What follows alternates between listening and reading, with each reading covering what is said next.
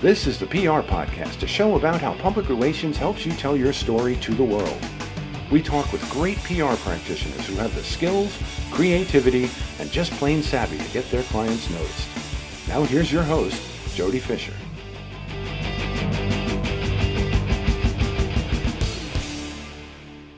Hey everyone, and welcome to the PR Podcast. I'm Jody Fisher. Thanks for joining us. Well, don't forget to send us your PR Podcast plug. This is a feature that we run at the top of every show, and it's something that we want to hear from you about, that you do in your extracurricular hours. If you have extracurricular hours as a PR person, I try to grab a couple on the weekends. But we don't want to hear about your 9 to 5. We want to hear about something cool that you've done that you're super proud of. And I joke around saying that as PR people, we're really we're good at promoting our clients and horrible at promoting ourselves. So we want to give you an easy way to promote yourself. We want to hear about something cool that you've done. Now, maybe you've got a cool TikTok channel. Maybe you play a mean guitar. Maybe you're a chef. Maybe you won an award or wrote a book. We want to hear about those things. Send us a note at the PR Podcast on any of the socials, or email directly to me, Jody at Jody Fisher PR. Send us something cool that you've done that we can announce at the top of an upcoming show, give you a little love, and give you that PR Podcast plug. Now, on with our show for today, we have a great guest, and she is local. Debbie Goetz is the founder of Debbie Goetz Media Connections, where she works with small to mid-sized businesses, nonprofits, and municipalities to help them communicate effectively and get them noticed for the work that they do and the ways they serve their communities. That's all close to my heart as well. Among her many accolades she's most proud of is arranging for a 108-year-old Army veteran to meet with President Obama in the White House on Veterans Day that was covered by national media. She is also a Phillies fan, there's the local part, and she just returned from London where she saw the Phillies take on the Mets in an historic game. Debbie Goetz, welcome to the PR Podcast. Thank you so much for having me, Jody. It's awesome to be here. There were actually Thank two you for games. joining us. We felt Was it 2 necessary. games? There were 2 Tell games. us about that. Oh my God. Well, we spent 10 days in London, 5 days on personal stuff with the Phillies, and then my husband works for Allstate, and the other 5 days were a trip he earned through Allstate. So my son and his girlfriend flew in from Minnesota to London, and his best bud, the Mets fan we allowed to join us, was he flew in from Brooklyn, from JFK, and spent a few days with us. And the games were at Olympic Stadium that was built when London hosted the Olympics, and it's where West Ham plays their soccer matches. So not easy to get to, but we walked about 55 miles in 10 days if I counted all my Fitbit steps. And the games were amazing. It really was cool. We were out in center field right near the bullpen. The outfielders and the warm-up pitchers and catchers were throwing balls out there, and the excitement was really cool. It was really like a once in a lifetime experience. I heard that there were New York. 100,000 people there. There were over the course of the 2 days, they had over 100,000 fans in the seats. Yeah. That's amazing. So cool to see American baseball over in the UK, because we just got done here on Long Island hosting a world champion cricket tournament, a cricket match here locally, and people from all around the world came here to Long Island to see that, and that was amazing to see too. I love just seeing the cross-cultural thing, right? I love seeing sports being the conduit to other cultures. It's very neat. And you know what? Next year, I believe it's next year, my daughter works for the PGA. Next year, you're hosting the Ryder Cup out in Bethpage. Yes, we are. Yes, we are. Looking forward to that. Yeah. Very cool. Yeah. Well, let's talk about what we're here to talk about, which is PR, right? And I want to dive right in on that historic visit that you were able to negotiate with President Obama for your client, that 108-year-old Army veteran. Tell us how you. I'm familiar with sort of being in the weeds on that stuff, but tell us how you made that happen. Well, it was 2016. It was an election year. And I was approached by the family of Sergeant William Moore. He was a 108-year-old decorated World War II veteran. And I had done some PR for him in the past. His home health care agency had asked me to do some PR when it was his 104th birthday, and when he went and visited schools with his adorable wife, Josie, on Veterans Day, before she had passed. And that August of 2016, his granddaughter approached me and said, Pop wants to meet the president. And I was like, hell yeah. If LeBron can meet the president and Michael Phelps can meet the president and all these other people can, Papa Bill, which is what I endearingly called him, is going to meet the president. And I want to be there with him. So I started reaching out to the White House directly, and that actually proved unsuccessful. So I began enlisting the support of my colleagues who worked for elected officials. At the time, namely Congressman Mike Fitzpatrick, may he rest in peace, his office, and Senator Bob Casey's office. And I'm sure you and your followers and listeners and viewers know, depending on who your clients are, I work with a lot of nonprofits. It really helps to have your local, regional, and federal legislators in your pocket and have good connections with them. You never know when those connections can help you. And this was a perfect example. And it took a village, it really did. And I learned a lot about government through the process. And I'm one who does not share my political views. I actually have done PR for campaigns on both sides of the aisle and wrote a blog post that there's no PR in there's no politics in PR. But I've learned that if there's a D in office in the Oval, you're going to need your Ds to help you get things done, your D legislators. And if there's an R in the Oval, you're going to be more successful if you enlist the help of your Rs. It's just the way things roll. So it took several months, but in early November, I received notification from Senator Casey's office that they were able to secure an invitation for him to the White House, the annual White House Veterans Day breakfast. And only 200 people are invited from across the country, and Bill was one of them. So I wasn't going to be able to go because he was really only allowed one guest, but because of his age and his physical condition, they allowed his daughter and his son to accompany him. But what I was able to do, I went with them. I was not missing this party. And the day before I had a whole send off for him at his house.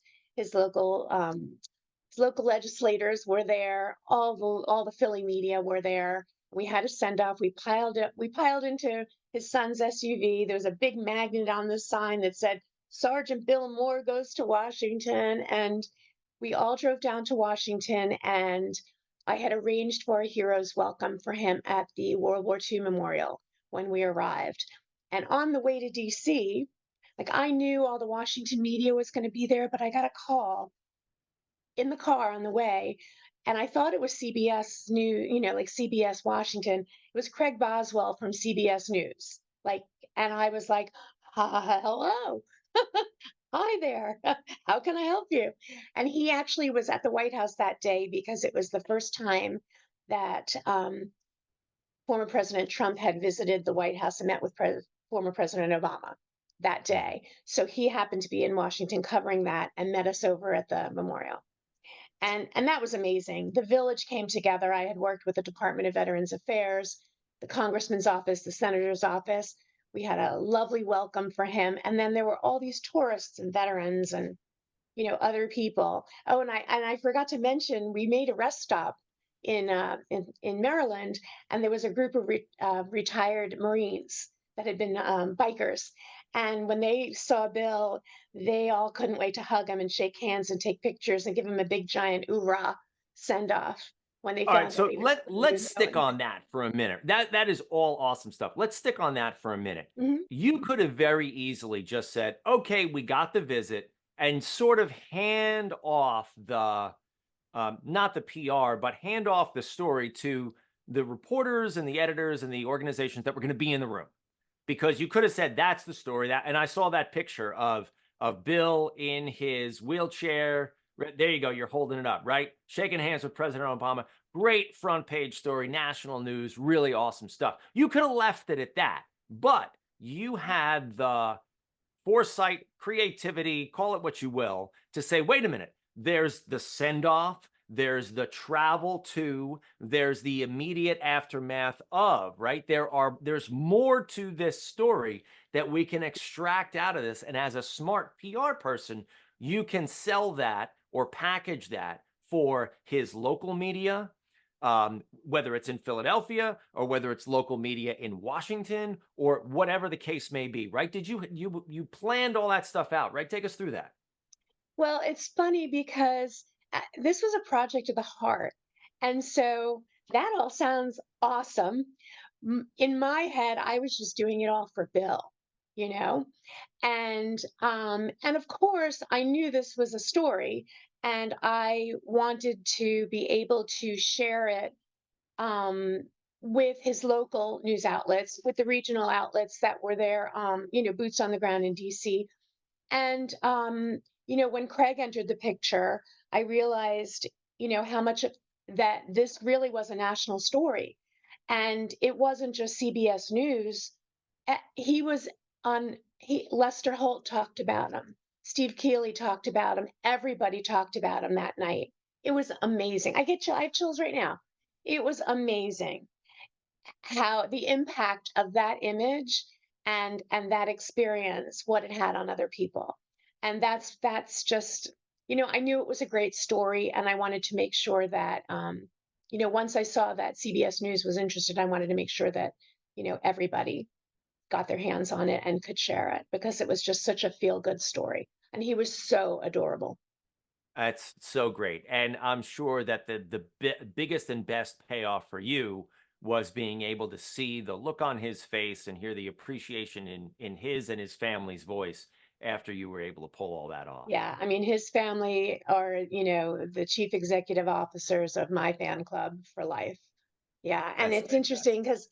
because I found out the conversation at the White House when they went into the Blue Room. President Obama said to him, "Wow, 108, that's pretty good." And Bill said, "It's a privilege and honor to meet you, Mr. Obama." And he said, "I only have one thing to say to you, sir. I pray you have the strength of mind and body to do your job and make the best decisions for America. God bless you, Mr. President." And the president said to him, "So how do you account for such a long life?" And he laughed and shrugged his shoulders. And he said, "Well, I didn't really have much to do with it." But his daughter said, "Well, he has his daily dose of Campbell's chicken noodle soup." And the president laughed, and that's what that picture is. The president laughed and said, Oh, "Well, I really like Campbell's soup too." So, and then they turned for their group photo, and that was the moment. But then I took that and I tweeted it to Campbell's, and they tweeted about him too. So there you go. everybody, See that yeah, little extra step. that was PR, Debbie. But that's the little stuff that Yeah, it just takes that one, and that's what we do. yeah, That's what we do, and that's what we get hired to do. That's what we get recruited to do. That's what we do best is that one little extra thought yeah, about how can we make this into something just a little more, just a yep. little extra. Yeah, And, because and I don't think sometimes, I'm sorry, go ahead. Yep. I was gonna say sometimes we don't get enough credit for it. Go Well, ahead. and I was going to say sometimes we don't get enough to work with, that we That's have true to too. find ways to make things meaningful, and find those hooks and angles. Yeah. But the other awesome thing is the White House photographer, Pete Souza. I had to Pete check his Souza, yeah. name so I didn't mispronounce. Pete Souza actually did a yearly wrap up because he worked for a number of presidents over his career, and he did a yearly wrap up of White House photographers. And Bill was his November photo for 2016. And then the Obama Foundation shared that photo on Veterans Day in subsequent years. And when I saw it, I responded to it, and it turns out there were all these college students and young adults that were present at the memorial that day. And someone who was there in one of those pictures with him responded to my comment on the Obama Instagram page with that picture and said, "I was there that day. He was the sweetest man ever. And it was such an honor to meet him." And like, those things are just, they just make my heart sing. Love that stuff. And those are Yeah. the core memories, if you will, that we put away as PR people. Those Yeah. are the big moments, though. Let's talk about some of the smaller and more frequent ones, right? Because those are just as important in the Mhm. work that we do for our clients and sort of telling the world about the good work that they do.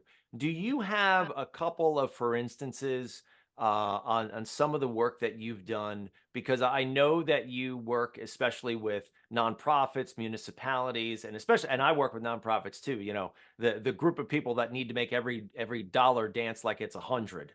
Um, Hmm.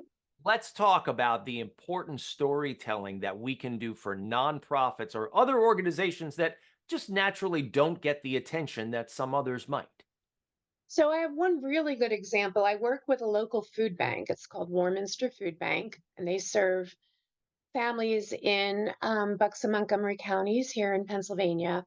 And I started working with them a couple of years ago. I did some pro bono work for them to prove myself. They were doing a stuff the police cruiser at a local grocery store, and I got the TV crews out there and got a bunch of TV coverage for them, and they were really happy about that. And so they hired me for future projects, and now I'm on a retainer with them. It's small but mighty, you know. And I I've gotten them so much news coverage for their food drives and all their different things. Recently, it was an ABC piece about they have a 90-year-old woman who's been volunteering there for 40 years. So we have a community reporter at Action News Philadelphia who did a piece about her. And they're actually honoring her at the Phillies game tonight. um, Evie Dugan is her name. So what the executive director of the food bank will tell you, or anyone else who will listen, because he's in competition for president of my fan club, is that all the news coverage that they've gotten for all the different activities, the news coverage I've helped them secure, and the notice that I've helped them secure, has really increased their, this is my make believe word, Googleability. So if someone in the area is looking for a food bank, or if, or a food bank to support, they've gotten so many more sponsorships and so many more people coming to them that want to do a food drive or want to do a fundraiser.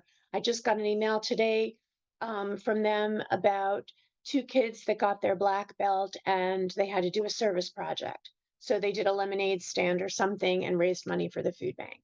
Um, it's just really increased the awareness of who they are and what they do and how they serve the community.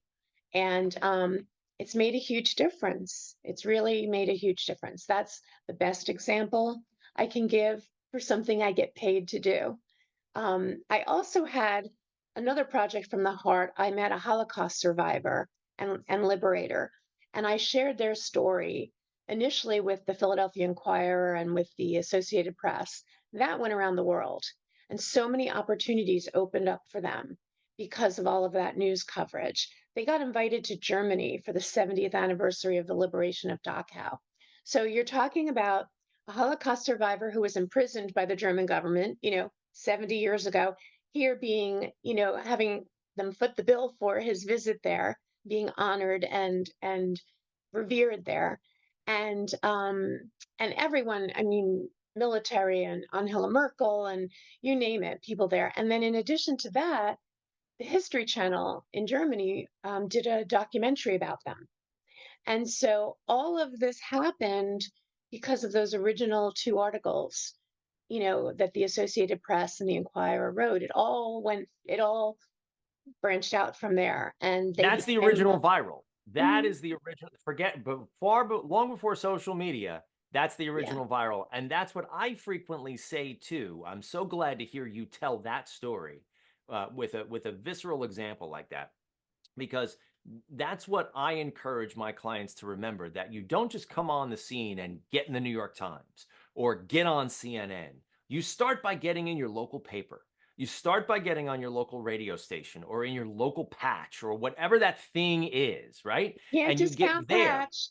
again and again and again. You get there first and you Mhm. walk your way up to that Yeah, larger coverage, you got to because build your cred. inevitably some story is going to hit, like you just explained, that is just going to take on a life of its own, Yeah, right? And suddenly it's going to run wild, and that's going to be great. And then that one's going to go away, and then you're going to wonder, when are we going to do that again?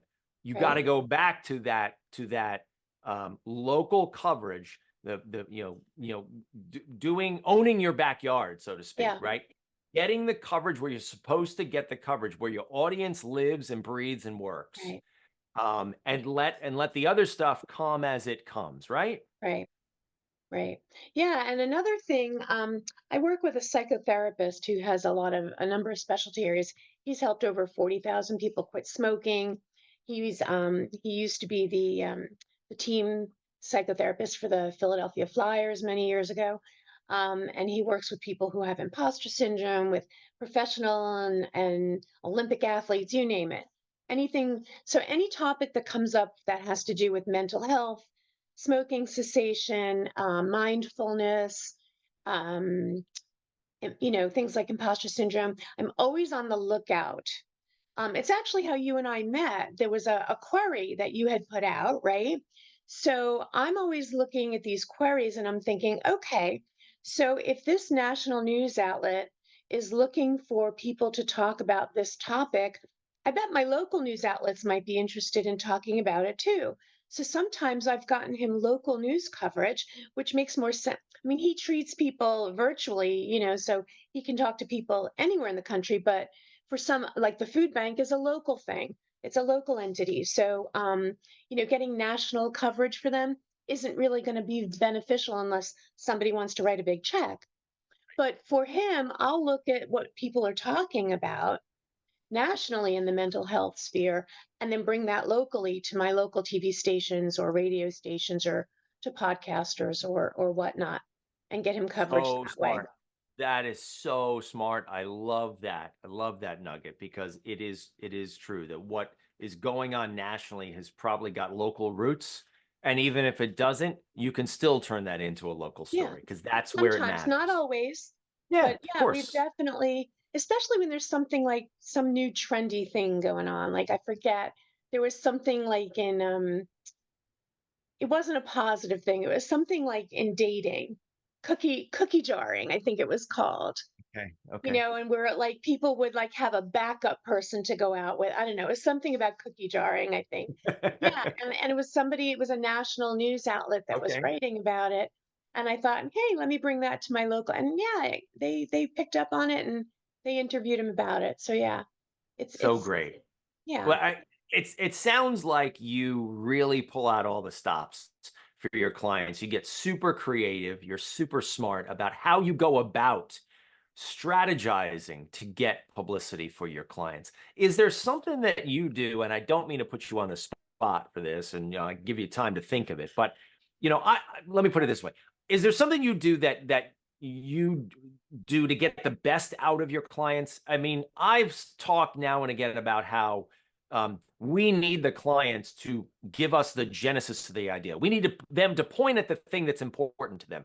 We don't know the thing that they're working on, right? They need to tell us that. It's our job to then translate that into what could work as a media story. Is there something that you do, to inspire them, to jog their memory, to get them to give you that information?